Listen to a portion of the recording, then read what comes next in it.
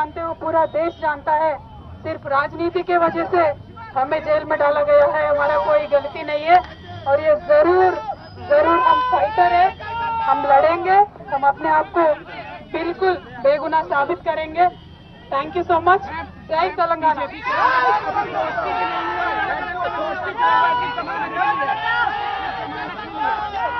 ఎవరి గురించి చెప్పే అవసరం లేదు, మనము నేను తెలంగాణ బిడ్డను, నేను కేసీఆర్ బిడ్డను, నేను తప్పు చేసే ప్రసక్తే లేదు, నేను మొండిదాన్ని మంచిదాన్ని, అనవసరంగా జైలుకు పంపి నన్ను జగమొండిని చేసిండ్రు.